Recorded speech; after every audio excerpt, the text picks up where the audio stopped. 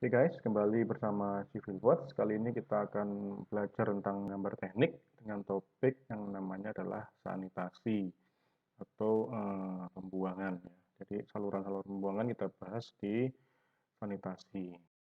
Oke, sanitasi itu adalah alat penerima air buangan yang terdiri dari kamar mandi, WC, dapur, tempat cuci, talang air itu untuk yang di rumah ya.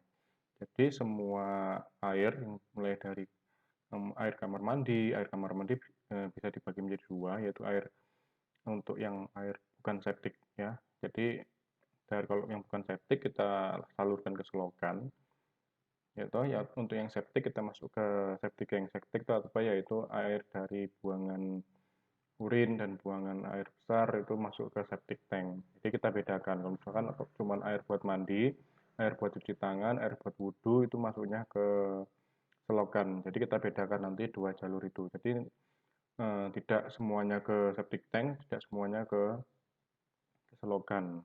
Oke, itu untuk dari WC dan kamar mandi.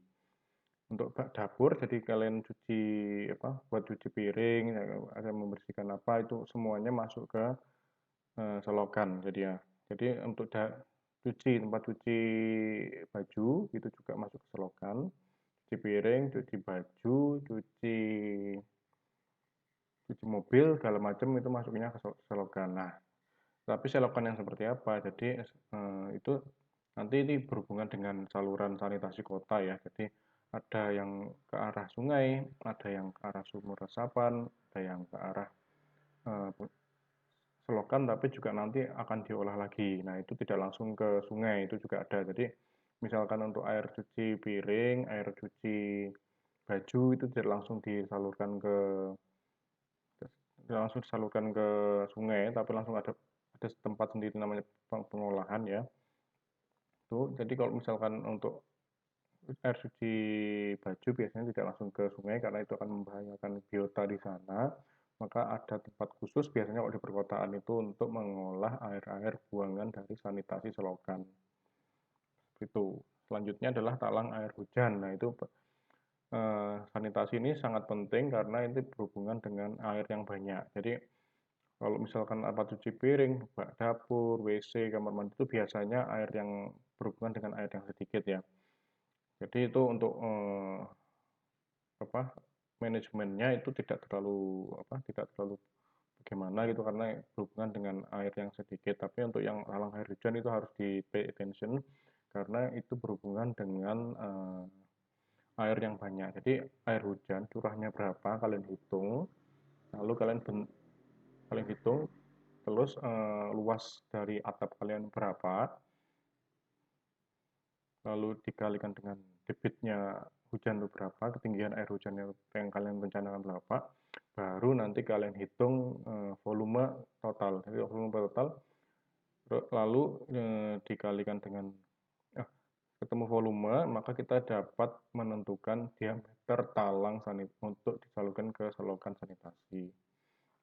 Itu tadi jadi tidak sembarangan. Kalau kita misalkan mendesainnya itu kekecilan, maka nanti ada air yang mengendap di atas. Jadi misalkan ada air mengendap di atas karena talangnya kurang besar, itu bisa menyebabkan kebocoran. Walaupun itu ductnya atap kalian terbuat dari beton, kalau misalkan ada air itu nanti kalian akan rembes.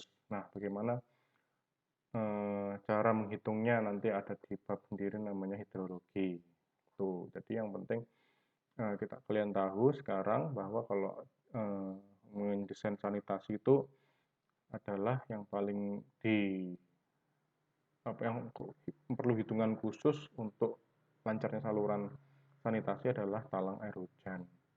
Untuk yang lain-lain mungkin karena talang air hujan lebih membutuhkan diameter lebih besar, maka untuk yang lainnya itu bisa teratasi mulai dari kamar mandi, WC, dapur, dan cuci tangan itu oke lah. Yang penting kalian hitung untuk diameter eh, pipa sanitasi untuk talang air hujannya itu adalah tepat. Itu. Selanjutnya adalah saluran pembuangan seperti pipa tanah atau pipa beton. Nah, jadi di dalam rumah atau gedung itu saluran sanitasi tidak mungkin jarang yang taruh di luar sekarang ya. Mungkin sudah taruh di dalam beton, jadi dimasukkan ke dalam beton struktural atau beton non struktural. Nah, karena sudah ditanam maka kalian harus menghitungnya secara tepat. Jadi tidak boleh nanti ada misalkan kalau sudah ditanam itu diameter misalkan kekecilan, nah itu susah untuk diperbaiki. Maka dari itu penghitungan talang air hujan itu sangat-sangat harus direncanakan dengan bagus.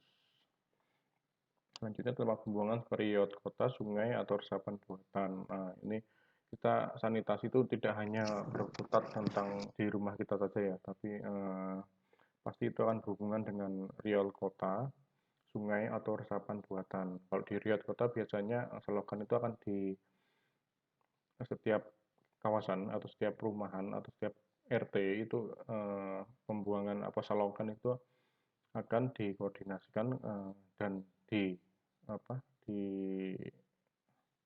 disatukan atau disambungkan ke saluran riot kota. Jadi perencanaan dari tata selokan pun juga harus ada. Jadi ini kita bahas di tata kota nantinya. Jadi tidak bahas di teknik sipil, mungkin dibahas di tata kota tentang sanitasi antar rumah, sanitasi antar kawasan, sanitasi kota itu. Nah, saluran terakhir sanitasi itu akan mengarah kemana? Itu juga akan dibahas di sana. Apakah langsung di sungai atau kita ada treatment dulu itu atau langsung ke selokan besar atau ke gardu ya toh. Kalau ke gorong-gorong itu biasanya langsung ke laut biasanya.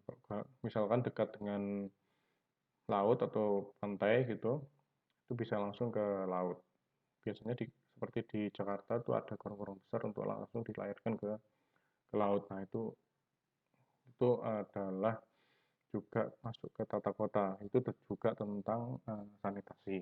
Itu sedikit tentang penjelasan tentang sanitasi. Mungkin kalian bisa baca lebih lanjut di buku tentang sanitasi itu seperti apa. Jadi sanitasi itu luas, tidak hanya di rumah kita saja. Oke, ini contoh dari layout pipa sanitasi atau saluran sanitasi. Mulai dari dak talang, lalu kamar mandi, lalu dapur.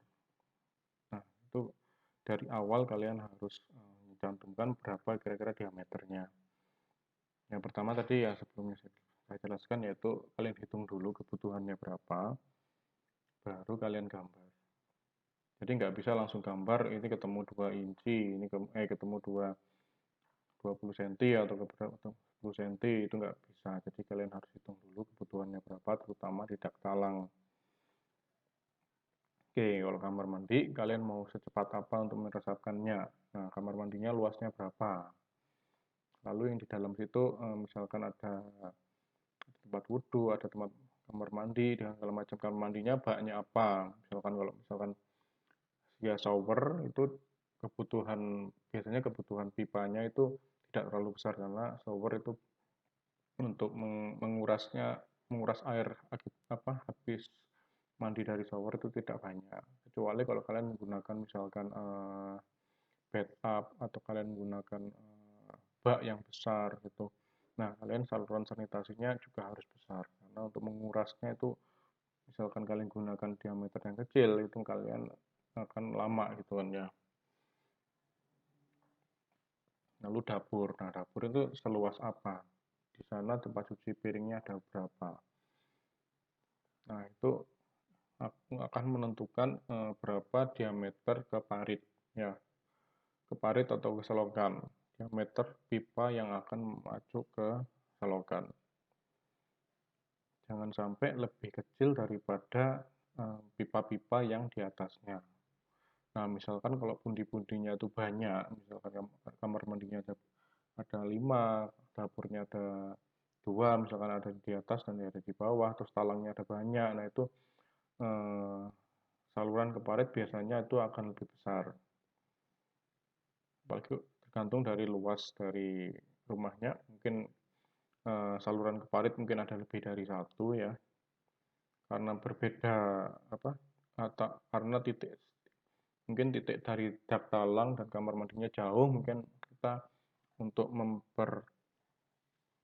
memperpendek jarak ke saluran, itu kita gunakan misalkan dua saluran ke parit gitu ya, saluran utama ke parit atau ke selokan. Itu kalian nanti pelajari di hidrologi. Jadi berapa kecepatannya, berapa debitnya itu harus dihitung ya. Jadi kalau misalkan ke paritnya tuh lama atau itu, nah nanti dia akan menimbun air di saluran. Nah, kalau sudah menimbun air di saluran, maka kamar mandi kalian akan luber ya. Jadi mungkin yang lantai 2 tidak akan merasakan efeknya. Tapi yang akan merasakan efeknya adalah di kamar mandi. Jadi banyak kejadian misalkan kalau hujan deras itu lantai kalian atau kamar mandi kalian itu ada air keluar dari parit. Nah, itu karena saluran ke parit itu lebih kurang, yaitu diameternya kurang. Akibatnya debit air itu tidak bisa disalurkan ke parit secara lancar gitu kan ya. Itu bukan karena sumbatan atau mungkin karena apa, karena itu memang diameternya kurang. Jadi debit yang didapat itu tidak bisa disalurkan ke parit dengan sempurna karena diameternya itu kurang. Nah, itu jangan sampai terjadi karena kenapa?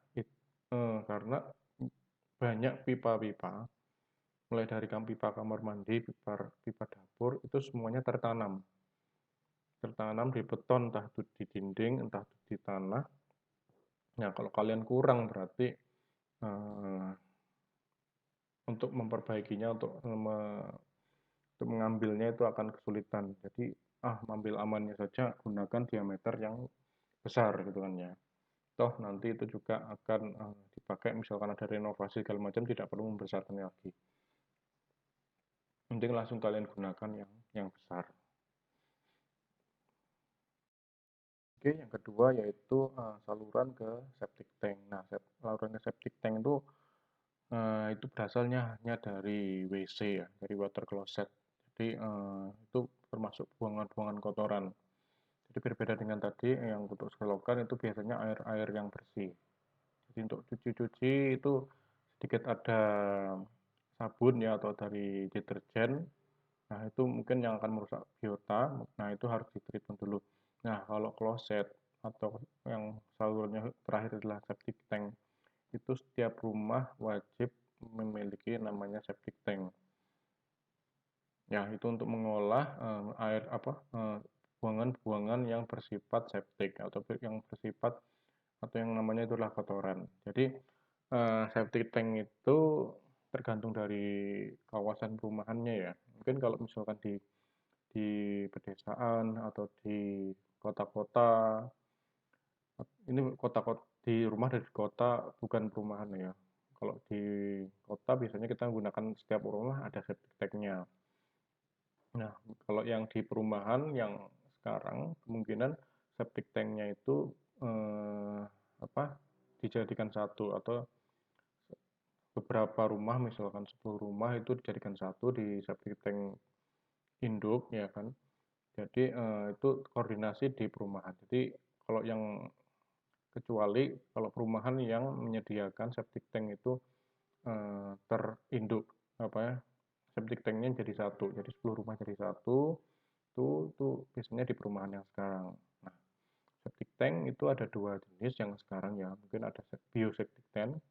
Sekarang banyak digunakan adalah bioseptic tank, itu tinggal tanam aja. Nanti dia tidak perlu membuat yang namanya membuat ulang. Jadi kita sudah disediakan sebuah alat ya.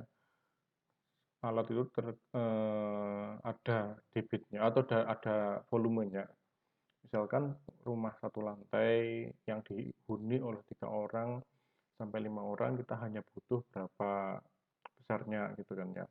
Nah, misalkan untuk yang perumahan besar 2 lantai itu kita butuh yang lebih besar. Nah, itu tinggal dari pabrikan sudah ada yang membuat namanya septic tank, bioseptic tank. Itu dia nanti air sanitasi dari kloset itu akan masuk ke alat tersebut ya toh. Nah, dari alat tersebut nanti keluarannya akan diproses otomatis oleh biosafety tank tersebut keluarnya langsung air bersih ke tanah. Tuh. Itu ada dua. Nanti kita mungkin untuk penggambaran adalah septic tank konvensional. Jadi yang ada dua bak itu. Jadi bak itu kita susun, kita bikin, kita gali dari tanah, lalu kita gunakan pasta atau apa susunan bata dengan semen. Ya, lalu itu pun juga ada kemungkinan ada dua bak ya, satunya bak untuk penampungan, satunya bak untuk sanitasi. Bak untuk penampungan, satunya adalah bak untuk pengolahan airnya gitu. Ya, kalau bioseptic tank dua bak tadi jadi satu, ya langsung keluarnya adalah air bersih. Nah, ini adalah contoh layout dari rumah tinggalnya. Jadi mulai dari plumbing fan, mulai dari kloset, mulai dari washing machine itu mungkin ada yang disalurkan ke septic tank ya. Ada juga yang tidak. Jadi tergantung dari kawasannya. Jadi peraturan dari setiap kawasan, misalkan washing machine atau buangan dari cucian baju itu masuknya ke septic tank. Oke, jadi ada yang mensyaratkan seperti itu, ada juga yang mensyaratkan itu langsung ke selokan saja tidak. Nah, kalau biasanya kalau yang mensyaratkan ada washing machine masuk ke septic tank itu biasanya langsung ke sungai atau langsung ke drainasi septic tank atau groundwater. Itu biasanya harus ada pengolahan di septic tank dulu untuk washing machine-nya. Misalkan di olah secara kolektif di suatu perumahan, itu biasanya washing machine-nya itu langsung ke selokan gitu. Nah, ini contoh yang langsung ke air ya, langsung ke air atau groundwater atau langsung ke alam. Itu contohnya adalah seperti ini, mulai dari rumah, itu rumah ada pembuangannya, kita gambarkan layoutnya, lalu kita masukkan namanya ke septic tank. Tuh. Nanti di septic tank akan keluar air semi bersih ya. Jadi bukan bersih, jadi semi bersih itu tetap masih ada bakterinya, tapi tidak sebanyak saat pembuangan pertama, yaitu mulai kita masuk ke effluent filter, lalu kita alirkan ke resapan. Nah, resapan ini bisa berupa batu, bisa berupa kerikil atau pasir atau langsung ke tanah. Nah, itu tergantung dari kita fungsinya seperti apa. Nah, ini contoh lagi, misalkan langsung masuk ke drain field atau itu nanti airnya itu dikeringkan oleh matahari juga bisa. Jadi ada yang masuk ke air, ada juga yang teruapkan oleh sinar matahari. Jadi tetap dari rumah masuk ke septic tank, lalu keluar airnya, air semi bersihnya lalu di-drainkan atau dipanaskan atau masuk ke tanah. Itu ada dua. Masuk ke bab utama yaitu detail dari gambar septic tank ya, septic tank atau saluran utama sanitasi dalam rumah. Itu apa aja bagian-bagiannya. Itu mulai dari inlet bevel atau saluran masukan dari yang awalnya dari WC atau dari saluran cuci baju itu masuknya ke inlet waffle. Oke, jangan lupa di inlet waffle pun kita pasangkan adalah infection access. Jadi tetap kita ada lubang bukaan untuk misalkan ada yang tersumbat atau ada yang perlu dibersihkan, itu kita harus ada namanya infection access. Jika tidak ada, kalian akan kesulitan untuk membersihkan di bagian inlet waffle. Nah, yang paling sering terjadi penyumbatan atau terjadi penumpukan kotoran itu adalah di inlet waffle karena memang di sana saluran input kotorannya itu ada di sana. Itu pasti kalian akan membutuhkan namanya infection access. Yang kedua kita masuk ke main area, yaitu adalah area inti, yaitu di sana ada scum, liquid, dan solid. Jadi kotoran itu nanti setelah masuk inlet baffle akan diproses. Maksudnya diproses akan diendapkan dulu. Jadi selama proses itu, maksudnya proses itu adalah dibiarkan. Kotoran kalau dibiarkan dia akan terbagi menjadi 3, yaitu menjadi sekam, liquid, dan solid. Jadi ada yang bersifat solid.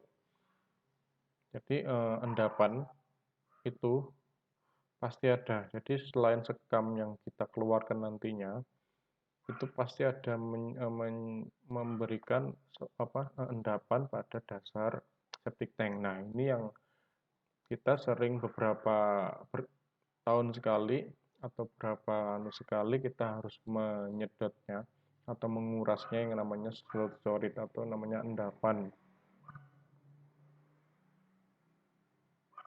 Lalu yang memberikan bau itu dan warna dan segala macam yang bersifat toksik atau septik itu yang namanya adalah scum. Jadi kotoran nanti itu akan dibagi, akan diuraikan menjadi sekam, liquid, dan solid. Dan yang paling berbahaya atau yang paling memiliki septik atau toksik itu adalah yang namanya scum. Scum ini berupa lemak, berupa bakteri, berupa segala macam, yaitu itu namanya disekam. Nah, ini kalau misalkan kotoran langsung dibuang ke tanah, nah itu tidak terurai seperti ini. Sekam mudah diuraikan. Tetapi sekam kalau misalkan masih tergabung dengan solid atau berupa solidnya dari kotoran itu susah sekali untuk diuraikan. Nah, diuraikannya harus menggunakan air. Air yang tertutup. Jadi prosesnya seperti itu. Jadi di endapan dalam air, dalam arti air yang tertutup itu nanti kotoran akan terurai menjadi sekam, liquid, dan solid. Nah, sekam ini sebenarnya yang paling mudah untuk diuraikan, ya. Nah, makanya itu kita pisahkan dulu. Nanti sekam akan keluar di outlet, ya kan? Sekam akan keluar dari outlet. Mungkin ada septic tank, mungkin ada 1, mungkin ada 2, tergantung dari besarnya dari rumah tersebut. Kalau 1 biasanya skamnya akan terurai sendirinya dan keluar outlet baffle itu menjadi air semi bersih. Tapi jika rumahnya itu besar atau beberapa rumah menjadi 1, biasanya skamnya banyak. Nah, skamnya banyak harus diuraikan beberapa kali. Setelah diuraikan di pertama, keluar ke outlet baffle masih semi ada skamnya. Nah, itu masih diuraikan lagi di bilik yang kedua sampai dia menjadi air yang semi bersih. Seperti itu. Nah, setelah ada airnya kalau sudah semi bersih, maka keluar bisa langsung ke tanah. Nah, dari tanah bisa dinetralkan lagi oleh mineral-mineral yang ada di dalam tanah. Kemudian disaring oleh material yang dalam tanah, kemudian menjadi air tanah yang sudah bersih. Nah, itu fungsinya dari septic tank. Jadi tidak langsung kotoran langsung ke tanah, yaitu kotoran langsung ke tanah, skamnya masih belum terurai, jadi bakterinya masih banyak, kotorannya masih banyak, virusnya masih banyak. Nah, itu yang paling berbahaya untuk kesehatan manusia, yaitu kotorannya sendiri. Oke. Maka harus diolah, harus diuraikan dulu sampai nanti di air masuk ke tanah pun itu dalam kondisi semi bersih. Itu jadi tidak, bakterinya sudah berkurang karena daur hidup bakterinya itu hanya beberapa hari, ya beberapa minggu, itu sampai bakterinya mati dulu baru bisa dikeluarkan itu kotorannya. Oke, lanjutnya adalah, nah ini kalau tadi kita berbicara tentang septic tank konvensional, yaitu yang ditanam dalam tanah kita gali dulu, lalu kita berikan plesteran atau pasangan batu bata, lalu kita susun, lalu kita bentuk, kita kasih pipa, itu konvensional. Jadi kita kerjakan sendiri yang namanya septic tank. Nah, sekarang yang paling sering digunakan karena lebih praktis, itu tinggal kita gali tanah lalu kita install. Jadi kayak perlu lagi memasang batu bata, terus memberikan kerikil, terus memberikan detail-detailnya, membuat bukaan dan segala macam, lalu kita cor. Nah, itu mungkin yang lebih praktis adalah kita menggunakan adalah bioseptic tank. Itu pabrikan sudah mengeluarkan produk yang namanya adalah bioseptic tank. Biasanya yang dijual di pinggir-pinggir jalan itu yang ada yang warnanya hijau, ada yang warna biru, ada yang warnanya orange, itu adalah namanya bioseptic tank. Nah, cara installnya mudah sekali, yaitu tinggal digali tanahnya, lalu di saluran innya kita hubungkan dengan sanitasi dari WC, mungkin dari washing machine atau cuci baju atau deterjen dan segala macam. Nah, di sana sudah ada bagian-bagian chambernya, ada solid separation, ada oxygen chamber, dan ada anaerobic chamber.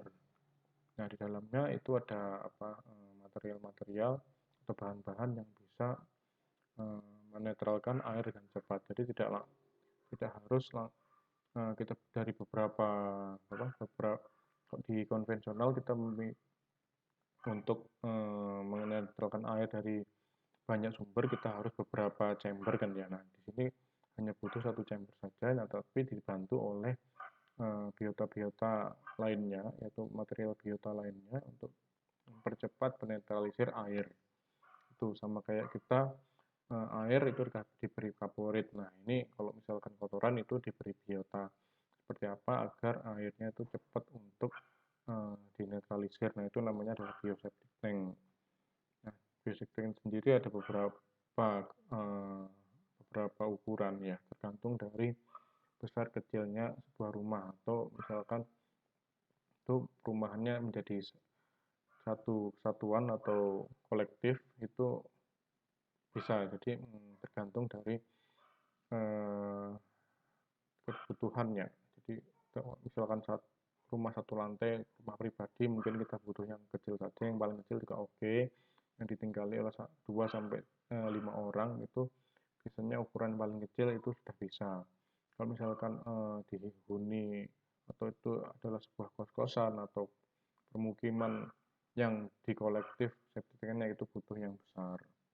Itu mungkin yang kecil itu yang seperti yang gambar yang di atas, atau yang besar itu ada gambar yang di bawah. Oke, ini adalah detail dari septic tank.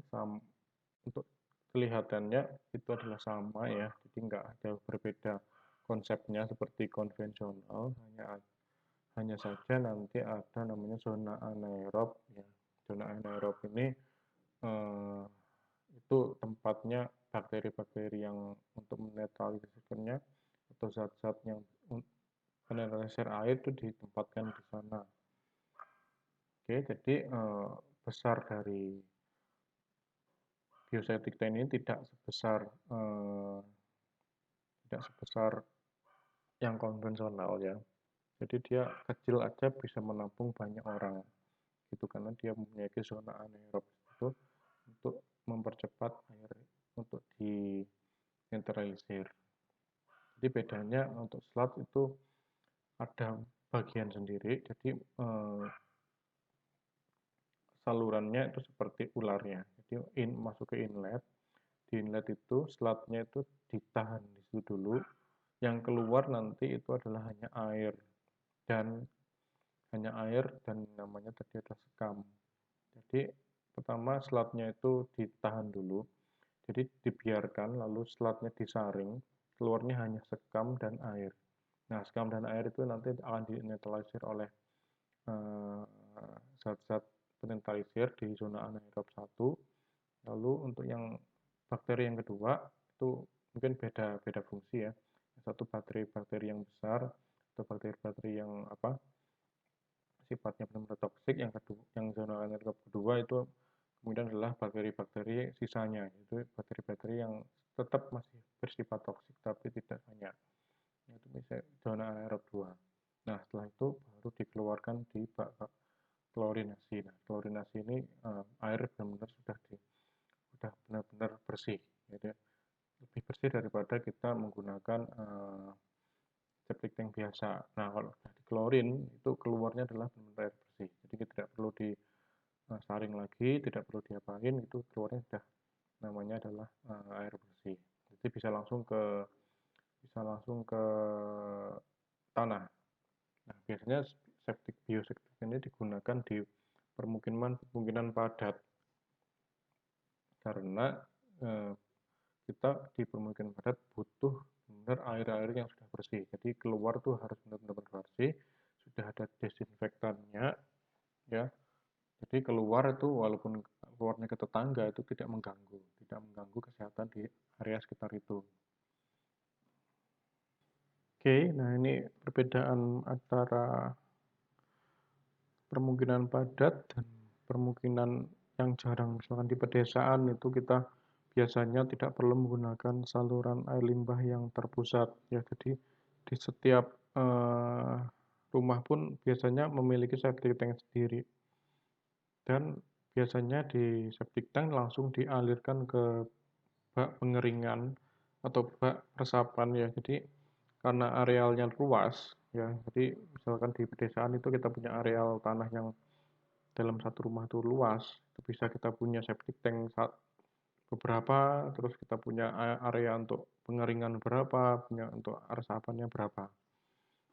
Itu tidak masalah. Jadi karena ruang yang luas, kita punya space yang cukup untuk beberapa septic tank dan juga beberapa sumur resapan. Dan kemungkinan langsung dialirkan dari septic tank bisa langsung dilarikan ke sungai. Nah, itu kemungkinan yang di area pedesaan yang area tidak padat penduduk. Biasanya adalah di onsite. Nah, bagaimana kalau misalkan di perumahan yang padat penduduk, misalkan perkotaan besar, nah itu biasanya banyak yang menggunakan adalah dikumpulkan atau terpusat atau kolektif. Nah, itu biasanya menggunakan bioseptic tank. Karena space yang kecil, space yang terbatas di perumahan padat, maka jadi kita dituntut untuk dengan space yang kecil tadi, dituntut untuk bisa mengolah air limbah yang banyak. Nah, itu kita butuhkan adalah bioseptic tank.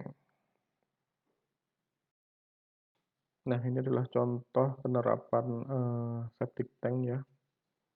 Jadi di sini ada 2 bilik, terlihat ada 2 bilik septic tank, dan itu dikerjakan menggunakan pasangan batu bata, lalu diberi acian kedap air ya. Jadi tidak bisa air tersebut keluar dari pasangan batu bata. Nah, itu kita juga harus make sure bahwa lapisan dalam itu tidak boleh ada air yang bocor keluar. Nah, karena di sana masih terdapat bakteri-bakteri yang bersifat toksik atau bersifat racun, itu tidak boleh sampai keluar. Jadi kita harus make sure kita tes dulu bak ini, kita beri air, lalu kita ukur ketinggian airnya tidak boleh berkurang. Nah, itu berarti tidak ada kebocoran. Itu kita harus make sure dulu yang baik dari bak 1 atau yang bak 2. Jadi yang lebih baik kita gunakan adalah lapisan yang kedap air atau namanya waterproofing.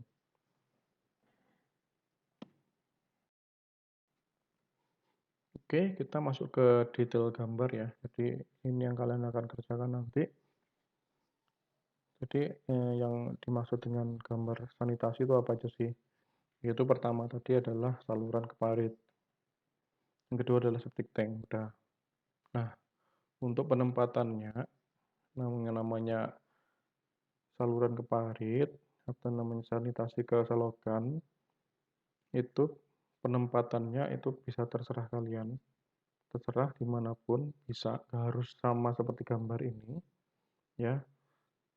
Tapi yang pasti yang perlu dipastikan adalah kemudahan untuk aksesnya, tergantung titik-titik pengambilannya. Jadi inletnya tergantung dari inletnya, di mana talangnya, bagaimana bentuk dari atapnya, bagaimana ya, lalu posisi dari kamar mandi di mana, posisi dari eh, saluran cuci piring di mana atau dari dapurnya di mana itu akan sangat mempengaruhi letak dan bentuk dari saluran ke selokan.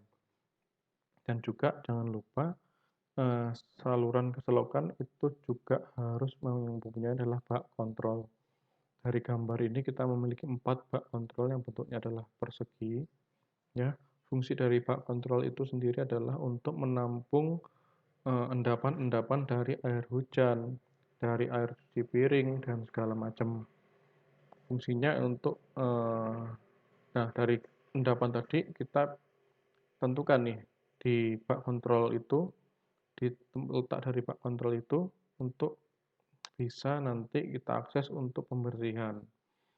Nah, jadi misalkan kita tidak memiliki bak kontrol, berarti endapan akan berada pada pipa. Nah, kalau endapan berada pada pipa, berarti nanti untuk membersihkannya kita harus membongkar dari pipa tersebut. Nah, kalau jika ada bak kontrol, maka endapan itu akan terpusat di bak kontrol tersebut. Biasanya bak kontrol dasarnya itu jauh lebih rendah daripada dasarnya dari pipa. Nah, makanya levelnya dari bak kontrol harus lebih rendah daripada pipa. Nah, karena lebih rendah, maka seluruh kotoran akan terpusat di sana. Nah, letak dari bak kontrol itu cari tempat di rumah kalian atau di areal yang akan kalian bangun gedung, itu areal yang mudah diakses.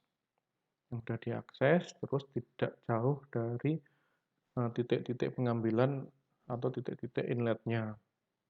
Nah, itu. Jadi ada dua yang perlu di pay attention. Jadi yang pertama adalah kemudahan dari akses bak kontrol. Yang kedua adalah cari tempat yang tidak jauh dari intake-nya atau inletnya. Tuh, kalau semakin jauh dari inletnya, maka debitnya akan semakin berkurang, kecepatannya akan berkurang, maka akan sering terjadi adalah penyumbatan. Itu kalau misalkan jauh dari intake-nya.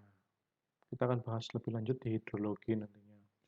Oke, jadi kesimpulannya untuk saluran ke selokan atau ke parit itu biasanya berhubungan dengan air-air yang banyak.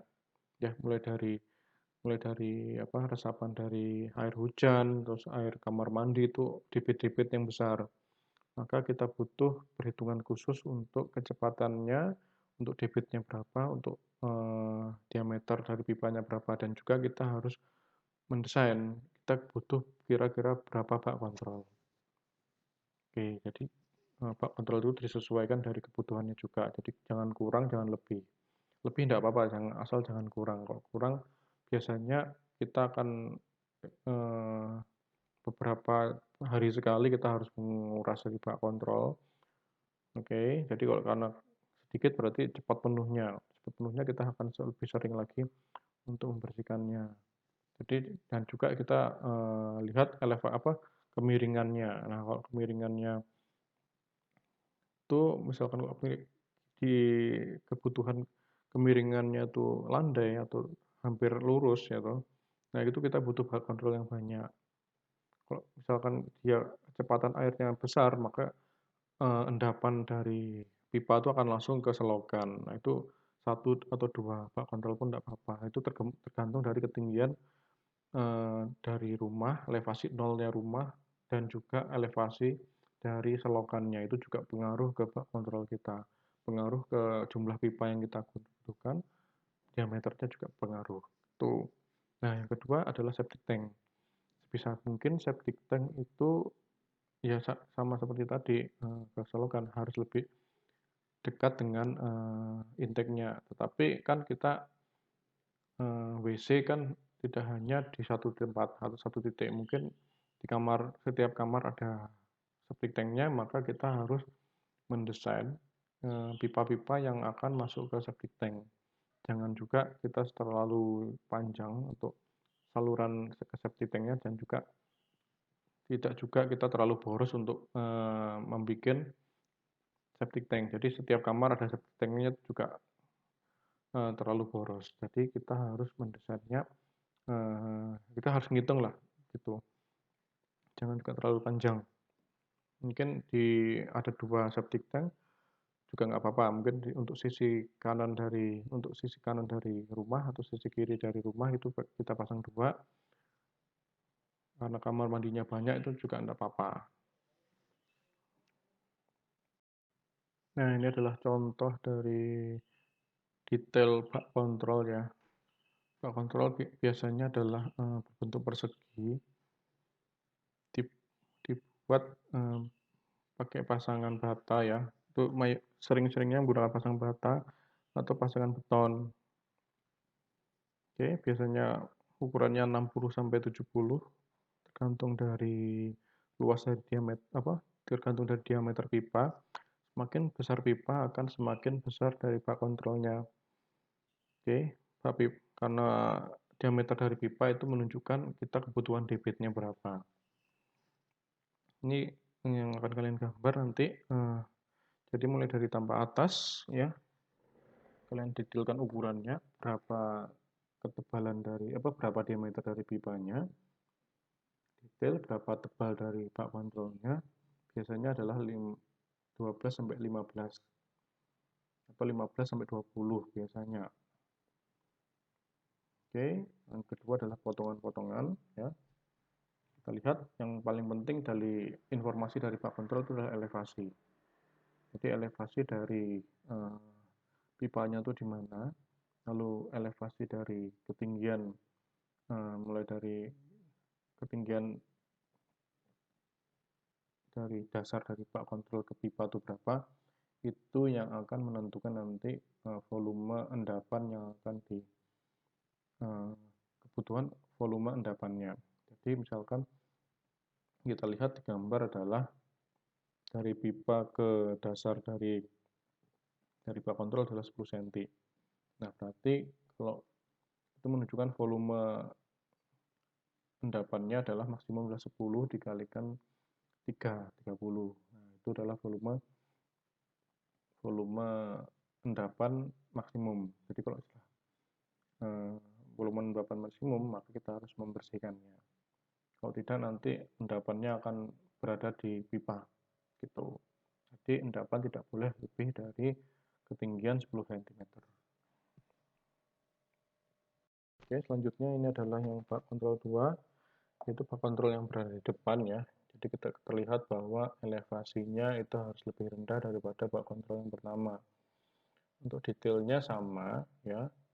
Kita tentukan dulu tinggi endapannya berapa ya.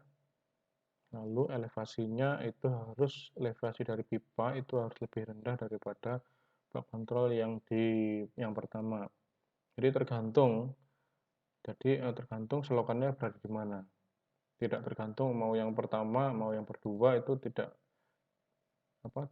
itu hanya penamaan saja. Yang penting adalah tahu lokasi selokannya di mana, berapa elevasi selokannya, lalu kita tentukan berapa ketinggian dari pipa di bak kontrolnya. Jadi semuanya tergantung dari elevasi selokan. Elevasi selokan dan elevasi nol kita tuh di mana. Elevasi nol kita dan selokan tuh berapa gitu loh. Jangan sampai yang elevasi selokan lebih tinggi daripada elevasi rumah kita, itu tidak bisa. Oke, dasar selokannya berapa, kita tentukan. Nanti pipa yang masuk ke selokan itu berada di elevasi berapa. Nah, jadi untuk saluran sanitasi yang terpenting, yang dikunci itu adalah elevasi. Jadi jangan sampai salah elevasi. Kalau salah elevasi, hubungannya nanti adalah kecepatan aliran. Nah, anggap saja misalkan elevasinya itu sama, nah maka air itu tidak akan mengalir, jadi akan mengendap di dalam. Gitu. Jadi yang paling sering yang harus di pay attention benar-benar adalah elevasinya. Jangan sampai salah. Jadi yang tempat yang harus ada, yang tempat yang tertinggi yang namanya adalah bak kontrol 1 itu harus lebih tinggi daripada bak kontrol 2. Nah, dasar dari selokan harus lebih rendah daripada bak kontrol 2, seperti itu. Selanjutnya adalah detail dari septic tank ya. Jadi sama seperti bak kontrol, sama dengan gambar-gambar lainnya, kita ada namanya tambak atas. lalu item-item yang ada di sana, mulai dari pipa intake-nya, lalu saluran pipa yang lainnya. Bentuk pipanya adalah seperti itu, tidak harus digambar full, tapi itu adalah contoh dari gambar pipa, yaitu kalau pipa dipotong itu gambarnya seperti itu diikuti saja. Lalu tidak lepas kita nanti adalah potongan. Jadi potongan bisa seperti itu. Jadi potongan, misalkan potongan A itu kita potong searah dan melewati pipa-pipa, juga bisa dengan gambar seperti itu. Ada potongan B, ada potongan C, di setiap sekat kita beri potongan ya. Jadi setiap pipa kita beri potongan, setiap sekat kita beri potongan. Itu untuk potongan lintangnya. Potongan D, C, B itu adalah potongan lintang, potongan memanjangnya adalah potongan AA. Nah, itu kita juga buat ya. Sama seperti potongan-potongan dengan gambar yang lain. Itu konsepnya. Untuk potongan A adalah jika kita kan kelihatan dari kita melihat ke kiri ya, berarti kita akan melihat satu pipa ke arah tegak lurus, dan juga kita punya dua pipa ke arah yang searah dengan potongan AA. Nah, selanjutnya adalah potongan B, potongan C, itu potongan B gitu. Kita dari sekat terakhir ya, maka kita akan melihat satu lubang dari potongan C, lalu di potongan C kita juga melihat ada lubangnya itu. Selanjutnya adalah potongan D. Nah, kalau potongan D kita tidak melihat lubang karena kita melihat ke atas. Kalau dari potongan D kita melihatnya ke bawah, nanti kita ada lubang pipa di situ. Dan juga kalau kita potongan D memotong dari pipa yang tegak lurus, maka kita akan melihat potongan pipa tersebut. Oke, sekian penjelasan tentang sanitasi dan detail-detail penggambarannya. Terima kasih telah melihat. Jangan lupa like dan subscribe. Jika masih ada pertanyaan, silakan tulis di komen.